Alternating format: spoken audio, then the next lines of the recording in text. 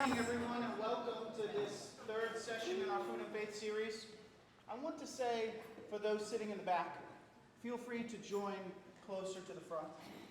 And that goes for anyone who, I don't know why we set that table up in the hinterlands and left a dance floor. I'm not sure we're having a dance party tonight. Hey, we might. You just never know. So I want to give you complete permission to move your chairs when you finish eating. I don't know why the room is set up this way. It was not on purpose. If you are struggling to hear or to see, if you want to get closer to our guests and to participate a little bit more in proximity, grab a chair, move in closer. That's great. I don't want her to feel like the congregation is far away. Tonight we are honored and blessed to have the Reverend Dr. Yvette Blair-Lavallais as our guest, as our presenter. This third session picks up the threads where we have left off. The first week we were in the garden, trying to reconnect with the sources and the origins of our food. By reconnecting with where our food comes from, we reclaim that holy connection that God made when we were made humans from humus. Last week, Melody was here, helping us to consider the ways in which disciplines around eating can actually bring blessing. That as Christians, though we are by grace freed from the strictest prohibitions of the law, nevertheless, when we eliminate all disciplines or all boundaries from our eating, we do so at our own peril. And that by reconnecting with some frameworks around eating, we actually engage in eating more thoughtfully. Today, we return to the garden, but as we have tried to playfully title this evening, it's in the shadow of the garden. For we do not still live in paradise, but we live in a broken and sinful world. And that brokenness, that sin is evident in communities that have abundance, that have plenty, more than enough for everyone, and yet where there is still hunger. Where food and other resources are consolidated, and I would say even hoarded in some places, and other places go without. We're going to talk about issues of justice and equity tonight. And so, Pastor Yvette is the perfect guest, because when Rebecca, Ted, and I were trying to think about who could come and speak to these issues, we literally Googled theology, justice, food, and she is the very first thing Google spits out. And she just happens to be our neighbor, and someone who Rebecca went to here in seminary. She lives here in Dallas, is from here in Dallas. But I want to read to you how she describes herself, because it's so perfect, and you're going to understand a little bit more about who she is. She describes herself as an innovative ecclesial disruptor and pursuer of justice, actively engaged in ministry on the margins, seeking to disrupt the systems and structures that promote marginalization. Amen. Amen. So tonight, you bless us by being our guest. We're honored to have you. We can't wait to learn from you. Thank you. Thank you. Thank you so much. I appreciate you, Father Casey, and this opportunity to be with each of you on tonight. One of the things that I was sharing as I was at the table is that this work that I do, I show up at the intersection of faith, food insecurity, and land justice. And as we go into our time tonight, I want you to be very present with what you will hear. There may be some things that make you uncomfortable, but that's okay, because that's what we are here for. In fact, my shirt says holy wrestling. So we are here to do some holy wrestling on tonight. I enter into this space as the sixth great-granddaughter of Matilda Berry. She made her way all the way from Arkansas to Texas in 1850 with her daughter, Mariah, and Mariah's 3 sons. Mariah was a widow. So imagine during the 1850s, you've got women who are basically traveling on their own. Something that is so unheard of because oftentimes women don't have agency over what they are able to do. And when I looked them up on the U.S. Census, Mariah, of course, is listed as head of household. But what really struck me is that it's farming, and she's listed as a farmer. So when people ask me, Yvette, how is it that you are in this work? I honestly believe it is a part of my DNA. I believe that this work is my calling in this season. I bring you greetings all the way from south of the Trinity River. I am a minister at Greater Garth Chapel African Methodist Episcopal Church, and I also teach at Memphis Theological Seminary in Memphis, Tennessee. I teach theology of the land to doctoral students. So that is a little bit about who I am so that you have some framing. I am indeed an ecclesial disruptor, and I'm going to invite you to be ecclesial disruptors with me. Let us go now into a time of prayer. God, during creation, you made a declaration and provision for food security. No one was ever meant to go hungry, yet through our selfishness and disregard for humanity, we have not honored your provision. God, help us to hear and respond to the ways that you are calling us to be ecclesial disruptors of food insecurity, and to understand that this is a moral issue. And it can be changed with a change of hearts that leads to a change in our actions and our policies. God, no one deserves to go hungry. May the ones who hold power in their hands, including those who are in this room, let us use our power to eradicate food insecurity. In Jesus' name, amen. Amen. Amen. So tonight, we are back in the shadow of the garden. I want you to think of the names of 3 people that you love and care about. Just 3. I know there are many. But I want you to think of the names of 3 people that you love and care about. And I want you to just whisper those names into the atmosphere.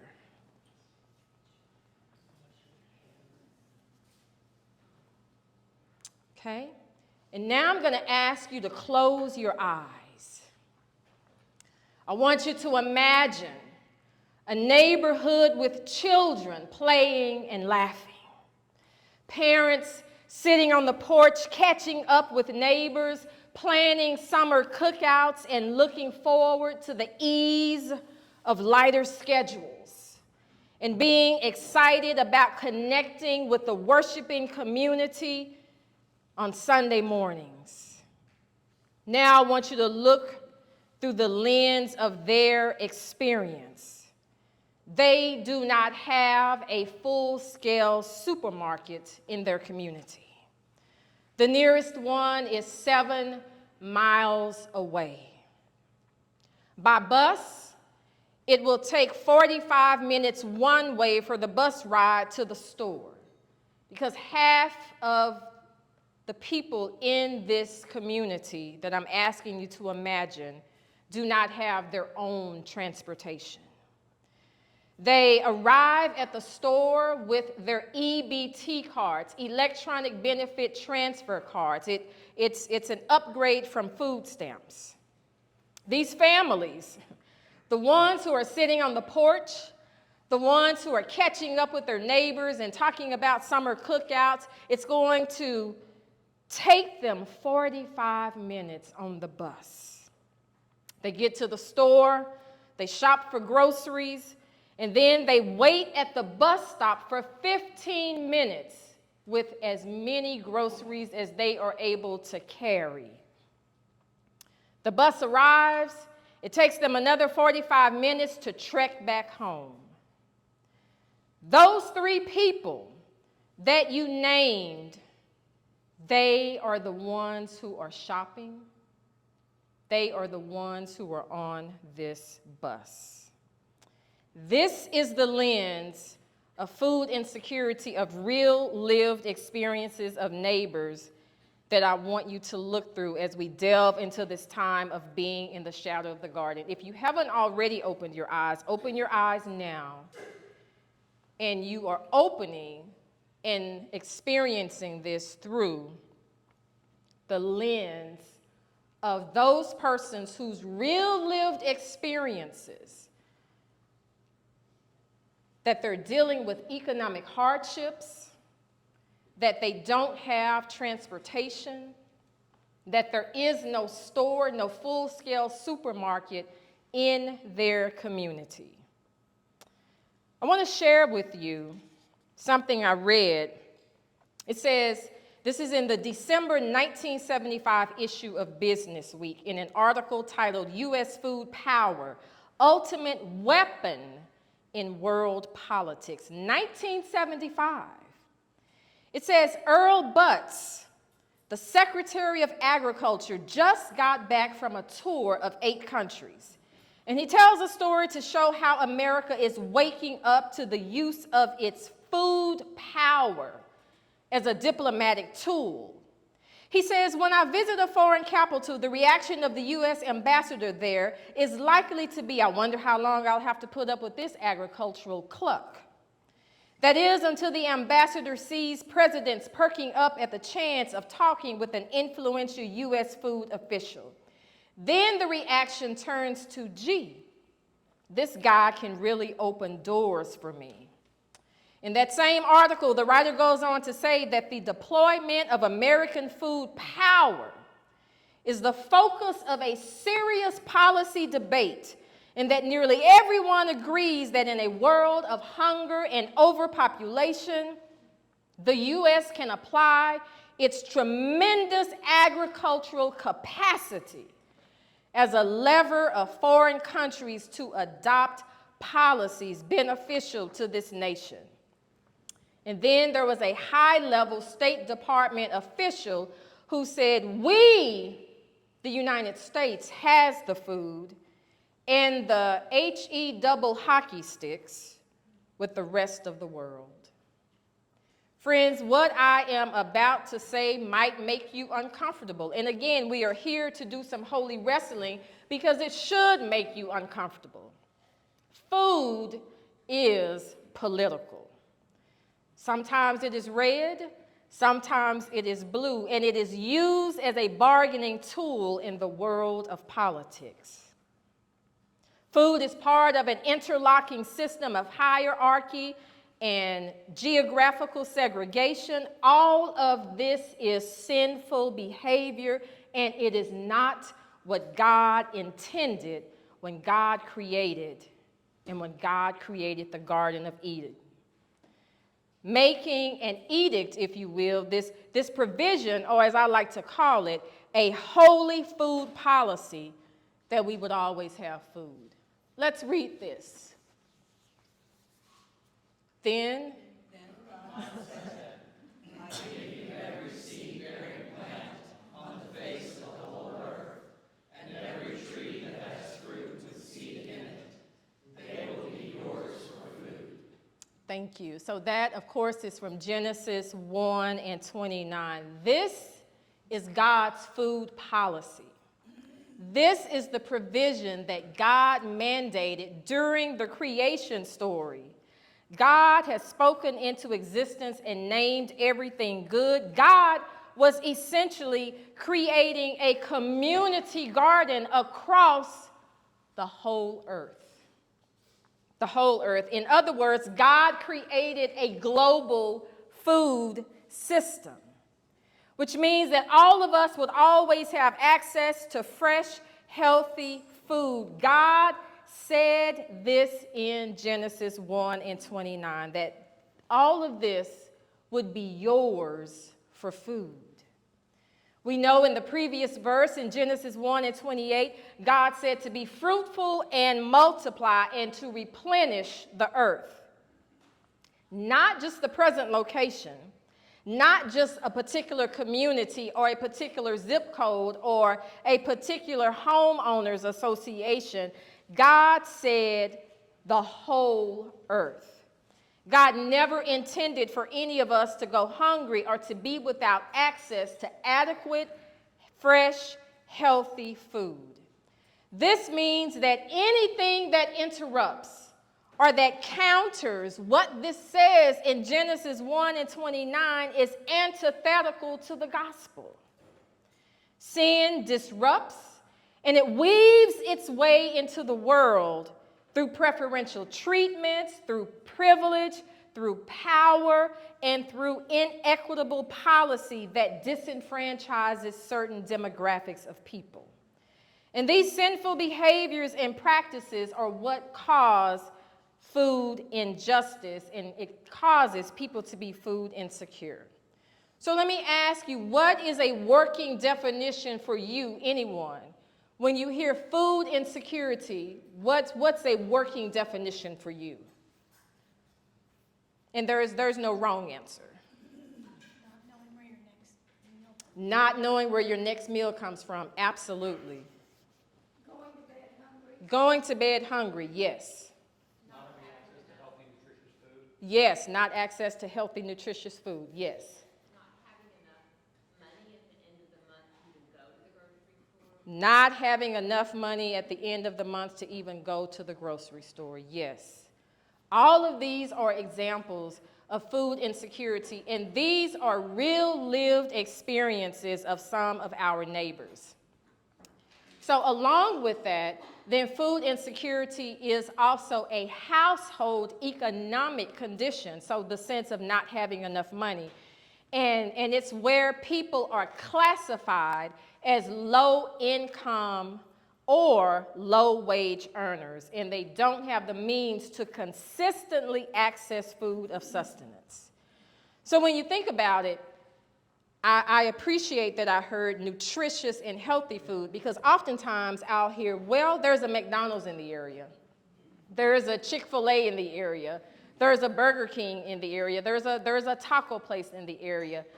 Yes, that's true, but fast food is not a replacement for nutritious food by any means.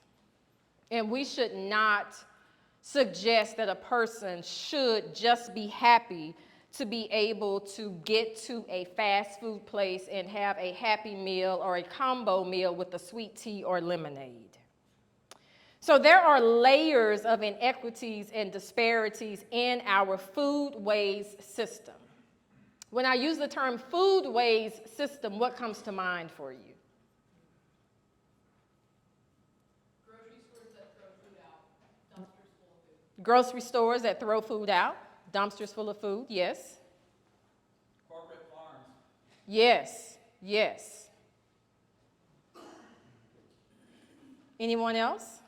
Food we don't eat that we buy. The food we buy and we don't eat ourselves. The food that we buy and we don't eat it ourselves, absolutely. So there are so many layers involved in what food waste systems mean, and it's all the ways that we access food. It's how food is grown, it's how it's harvested, it's how it's produced, it's how food is transported from the farms to the grocery stores, it's how it gets distributed. That's a part of our food waste system. Also a part of our food waste system is the farmers. When we think about farm workers, they are an integral part of our food waste systems. People who work in the food industry. When you go to a restaurant and there is a food worker, they are a part of our food waste system. And so one of the things that we know is that there are inequities that are embedded in our food waste systems, because there is a structure, there is a hierarchy. And anytime there's a hierarchy, that means that there's somebody here, someone here, and someone here, and it just gets lower and lower. The person who's here makes all the decisions about what happens along the way. And oftentimes that means creating policies that disenfranchise the rest of the people who are along the way. One of the things that might surprise you is that in North Texas, there are 88 declared food deserts. 88 just in North Texas. So when we hear that term food desert, again, I want this to be interactive. What comes to mind when you hear food desert? Yes. No grocery stores. We live in one. Okay. So you live in, so here is a food desert, okay? Okay. What else? Lack of fresh food. Lack of fresh food, yes, yes. So according to the U.S. Department of Agriculture, a food desert is in an urban area if within a 1 to 3 mile radius there is no full-scale grocery store where people can access fresh, healthy, affordable, cultural-specific, and diet-specific food. It means that they are in a declared food desert. Anytime a person has to travel more than 3 miles to get to a grocery store, if you're in a rural area, anytime you have to travel the distance more than 10 miles to be able to get to the store.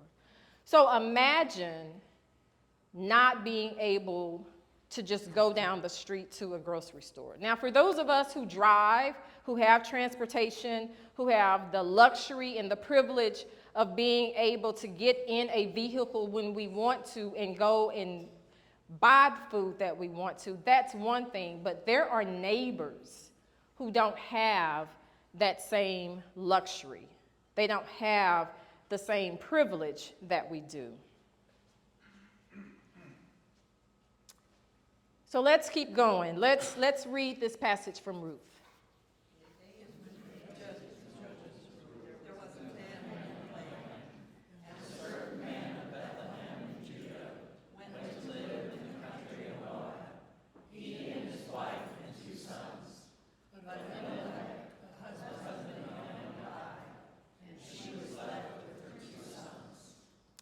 Thank you. So Ruth is one of my favorite books of the Bible, and I'm always struck by the focus on Ruth and Naomi and how people tend to overlook the very first verse here that sets the tone of what's happening. In the days when the judges ruled. If we go back to Judges and look at the very last verse of Judges, it says, and everybody was doing what was right in their own eyes.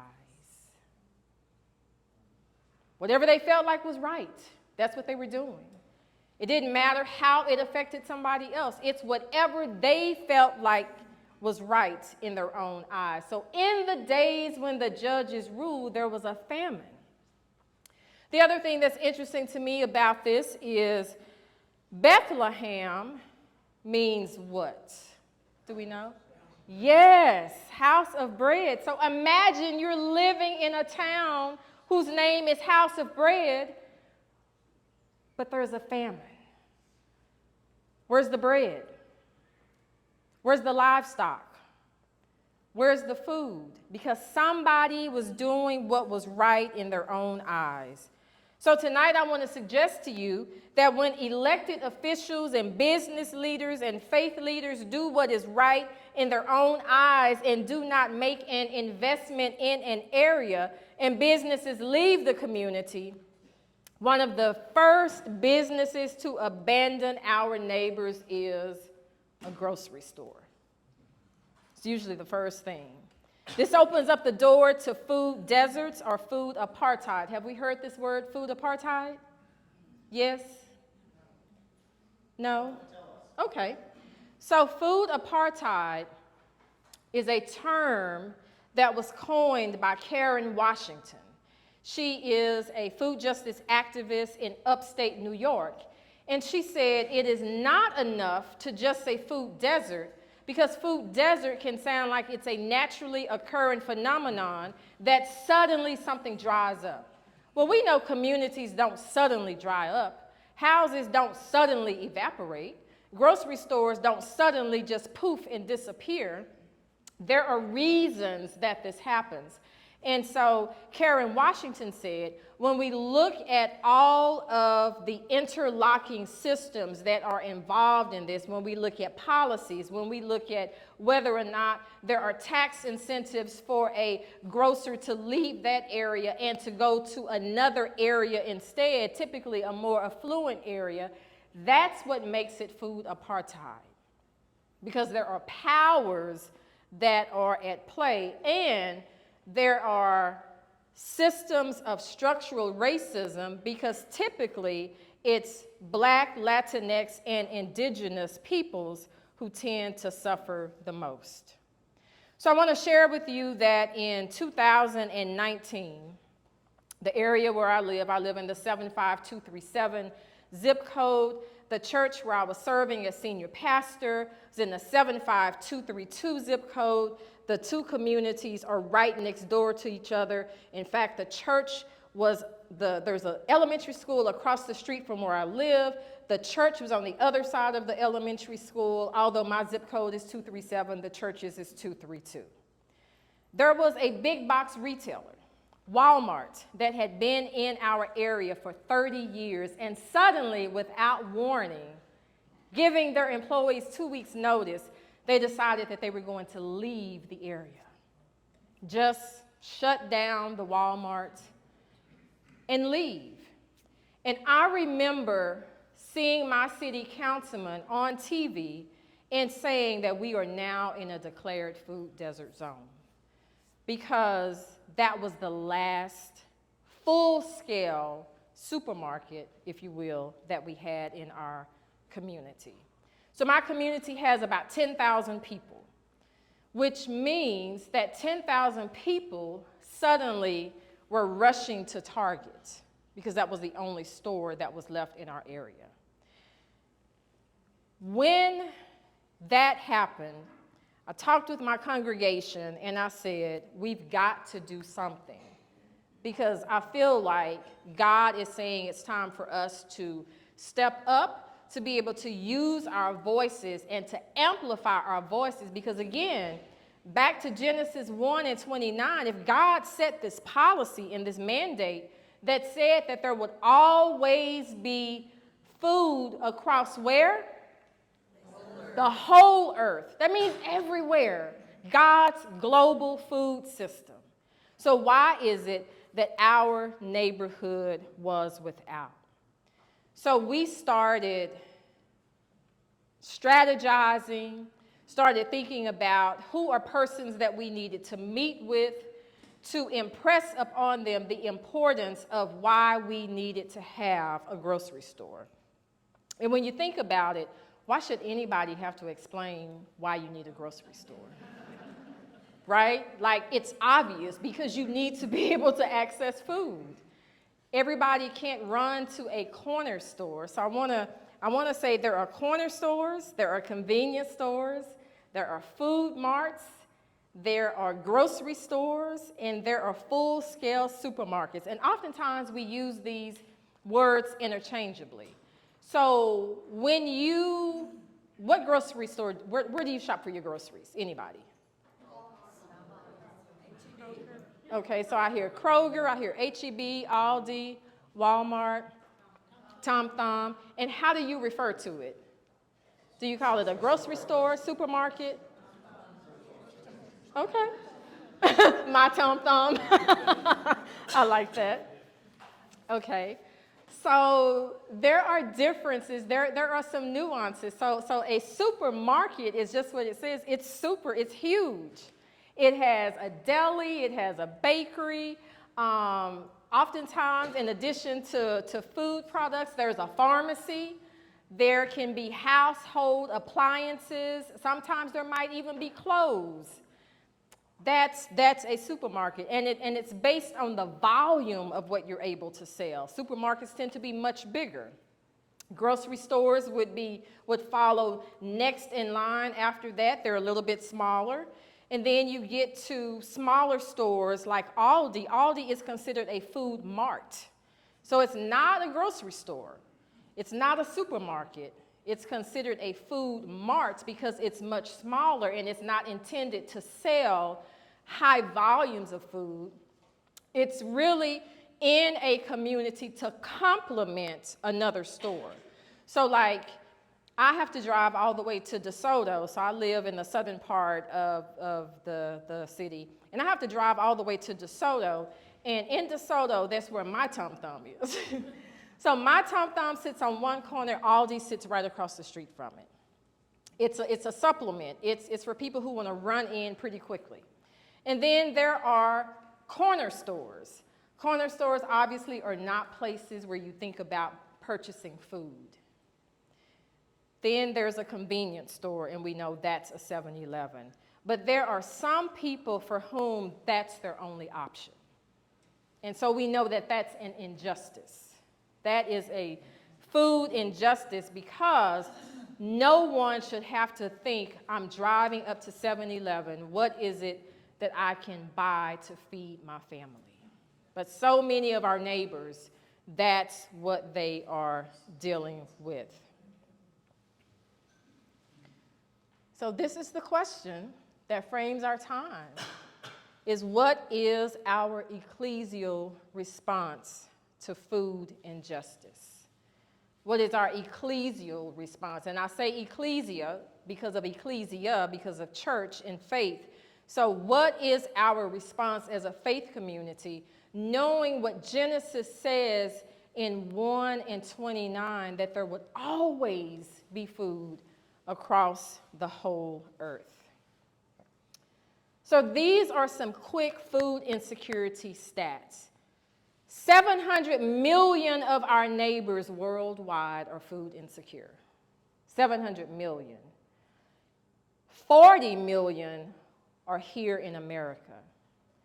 4.2 million are here in Texas. And out of that number, 1.4 million children are food insecure. It's one thing to be an adult and to be food insecure and to not know where you're going to get your next meal, but it's another thing to be a child, and that child doesn't know where he or she is going to get her next meal. So food insecurity all around the world, it's a justice issue. And one of the things that the church is really good about is praying. And I always say that we can't just pray away food insecurity, because if we could, there wouldn't be any food insecurity, right? If prayer would truly solve that. So I think that we have to understand the root causes of food insecurity and really get down to it, and not just assume that a person doesn't want to do better. Do you know what the minimum wage is in Texas? Yes, $7.25 an hour is still. Unless you wait tables, is it $2 and $2.18? I think. $2.18. If they decide to pay you at all. If they decide to pay you at all. That's a policy thing. Someone has made a decision that we don't need to raise the minimum wage in Texas. To me, that feels like sinful behavior. A person who is making that decision is making lots of money. That person's salary is secure. So to sit back and know that there are people who are barely able to make ends meet. Some people are working multiple jobs, and they still have to decide and choose between rent, medicine, if they have a car, if they have a bus pass, whatever it is, and then think about food. So the question is, how do we hear God calling us in this Lenten season? So during these 40 days of Lent, as we are reflecting on Jesus and Jesus' time in the wilderness, and we know that Jesus went without food, and we know that the text says, and he was very hungry.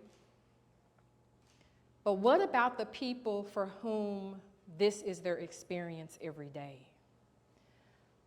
One of the things in my faith tradition is at the beginning of the year, there's this sense of congregationally, we're all going to fast from a certain food. We're going to give up our favorite food. And I used to be in favor of that until I really started to understand more about food insecurity. And I thought, you are asking some people who are already food insecure to give up eating something. And what if that's the only thing that they have access to? So instead of doing that, then the question becomes, how do we begin to look at their experience through their lens? So more than 700 people around the world experience hunger every day. In 45 countries, more than 50 million people are facing emergency levels of hunger, meaning that they are struggling to live in the face of famine. Right now, the wars that are happening are causing an escalation and acceleration of food insecurity. And it's the leading cause of famines. Leaders who are doing what is right in their own eyes. Now, you can decide if you believe that war is a sin or not, but what I can tell you is that war disrupts the foodway system, and it disrupts our neighbors' access to food. Do you know that Ukraine is considered the breadbasket of the world? And so we remember when the war started, what did we see happening here in the United States when we would? Yes, that's right. Price of bread, any grain products, the prices just started escalating because of the war. And so for people who were already experiencing economic hardships, their economic hardships increased. Those are some of the injustices that are happening. One of the things that was interesting to me is at the onset of this war, then there was an agreement, and you may have heard it already, called the Black Sea Grain Initiative. Anybody heard that? Yes. And anybody remember what was happening with that? Putin was trying to stand to stop it. Putin was trying to stand to stop it. Right. Yes. So this idea was in the midst of a war, we still want to be able to allow exporting of grains to happen. And so we have decided that the ships that are carrying the grain, we're not going to attack those ships. But that whole thing has reversed now because of power, because of somebody in a decision-making position who says, I want to do something different. Just this week, Feeding America released a finding that more people in America are at risk of hunger right now than any other time in the last 10 years. And there are myriad reasons for that. Low wage earning, people are being laid off. The cost of living is skyrocketing. In Dallas, if you want to get a decent, and decent can be however you think of it, a one-bedroom apartment minimum is $1,800. Minimum. So people are struggling. And these are all causes of people being food insecure. And when you look at where a difference can be made, it's really in policy. It's really in policy. Because it takes policy to raise the minimum wage in Texas from $7.25 to at least a livable wage. That's actually the federal minimum. Mm-hmm. Yeah. And there are some states that have raised theirs to like $15, some 12, some 10. You know, Texas often prides itself on being a leader, and unfortunately, we're not leading in that area at all. We have a real opportunity to be able to lead and to show other states Like, let's look at Texas, rah, rah. People think that Texas is this grand state where everybody is rich because they hear about, I know you're shaking your head, you're like, no, it's not. You know, a lot of people remember the TV show Dallas. And so there are people who still believe that that's what Texas looks like. People hear ranches and cattle and, you know, cowboy boots and cowboy hats and oil, and they think, oh, Texas is this rich state. Texas is a tale of two cities. It has a high rate of poverty. Presidio County in the southwest part of the state has one of the highest rates of food insecurity in the country. In the country, down in the valley of Texas. So when you hear all of this juxtaposed with Genesis 1 and 29, what's bubbling up for you? What are you feeling?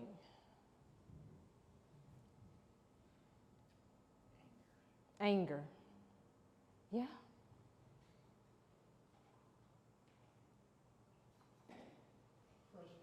Frustration, absolutely. Disappointment, yes. Yes. Hopeless.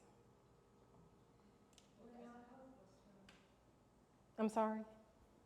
We're not hopeless. We can do something. Yes, we can do something. What can we do? Vote? Yes.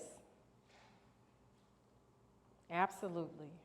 Absolutely. We can vote. What else can we do? Donate. What can we donate? Money, food, time. Money, food, time. Yes.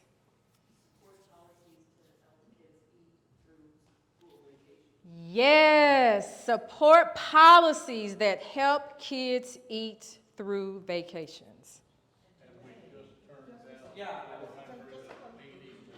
Yes, that's right. That's right. Go to your city council meetings, yes. So in 2022, so I serve also as an ambassador with Bread for the World. It's a Christian organization that is housed, headquartered out of Washington, D.C., and it works with faith communities all across the country. And it works with faith communities to help make policy change, because that's where it happens. It happens with policy. So I was invited to Advocacy Day in June of 2022, which basically is to go to Capitol Hill and to meet with our congresspersons, our representatives, and to push for policy change. And one of the things that we were pushing for specifically was to extend the child tax credit, and also to extend the nutrition program for children. Because, of course, in Dallas, 98% of the children are on the free or reduced lunch meal program, which means that when the bell rings at 3 o'clock, and if they're not a part of an after-school program where they get snacks, they don't have access to food until 7:30 the next morning when they come to school for breakfast. And in the summertime, they don't have access to it at all unless there's a program set up in the city. I remember that there was a program set up where parents could go to certain schools and get milk for their kids during the summer. This is the world that we're living in, 2022, 23, and now 2024, where people don't have access to fresh, healthy, affordable, cultural-specific and diet-specific food. And I keep saying that because it's important to understand cultural foods. For those who are a part of the Jewish community, they have a different diet. They need to be able to access kosher food. For persons who are Native American, they have a different diet. They need to be able to access the staples that are a part of their culture. And when they don't have access to that, they often have to drive so far just to be able to get it. So I wanted to share this and show this picture as we get ready to wrap up. Do you remember at the onset of the pandemic that there were 10,000 of our San Antonio neighbors who waited in line for hours just to access food at the San Antonio Food Bank? And it's that image up in the upper left-hand corner. And that picture went viral.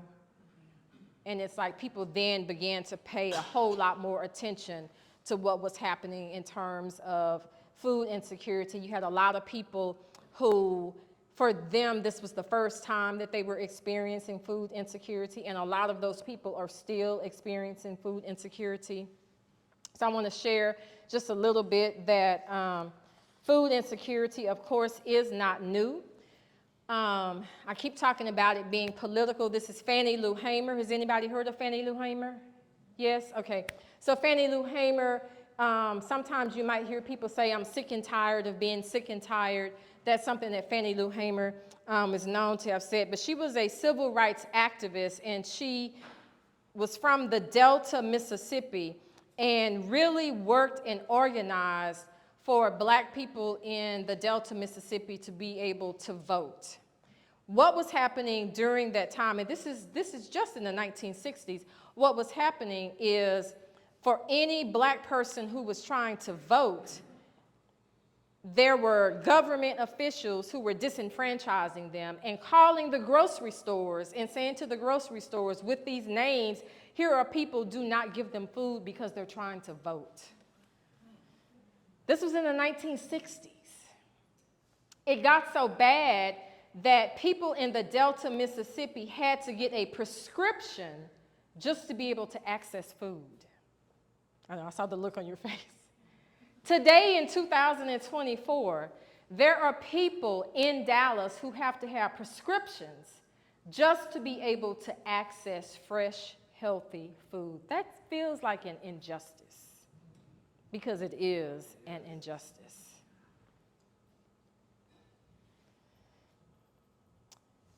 I mentioned former U.S. Secretary of Agriculture Earl Rusty Butts. Interesting name. Rusty Butts. He said, hungry men listen only to those who have a piece of bread. Food is a tool. It is a weapon in the U.S. negotiation kit. That's what makes food political, because food is used as a way to coerce people into doing what certain leaders want them to be able to do. Redlining, have we heard this term before? There's redlining that happens in our food waste system as well. So the same maps that are set up and outlined in red with less desirable areas for banks and other financial institutions to provide loans to are the same maps that grocer developers are looking at and saying, we do not want to put grocery stores in these areas, and that's still happening in 2024. This is a picture of my neighborhood. So there's an Aldi here at the bottom. Again, it's a food mart, and you see all the other places that are listed that are at least 6 or 7 miles away. But we know that in Isaiah 1:17, learn to do good, seek justice, and encourage the oppressed. And so I want to end here and talk about Bread for the World a little bit and act to end hunger. That when enough people speak up, government leaders listen. So to the people who were saying, show up at city council, we've got to show up at city council.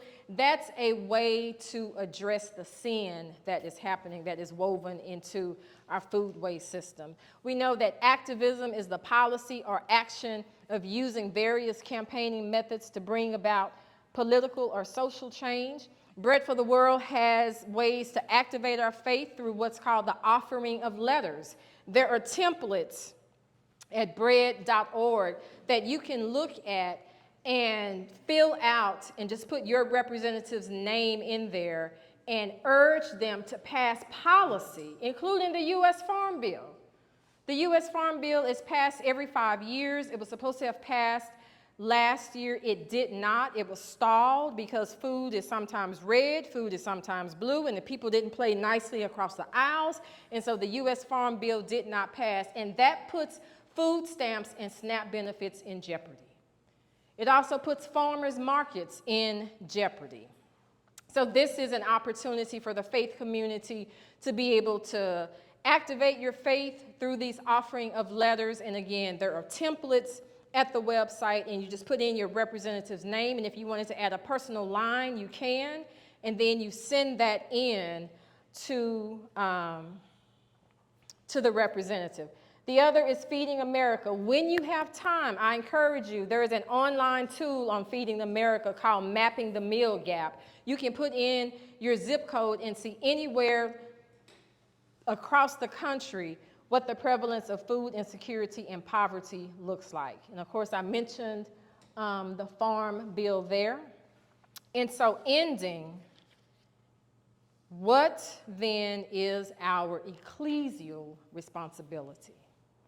What is God calling us to do during this Lenten season? So as you're meeting on Wednesday nights and you're talking through this theme of food, and we're talking about food injustice, and we've done some holy wrestling on tonight, I would encourage you to think about how God is moving you to act and to be an ecclesial disruptor. So let's pray this prayer together and we'll end here. So God, as I journey through this season of Lent, help me to be attentive, sensitive to the people who are struggling. Please forgive me for any time I have othered my neighbor, instead of loving my neighbor as myself, as you commanded. Give me the courage to speak my faith, not my judgment or uninformed opinions about those who are food insecure. Shape my heart so that I may make a difference. God, if the situation breaks your heart, then let it break mine too, and move me to take action. In Jesus' name, amen. Thank you.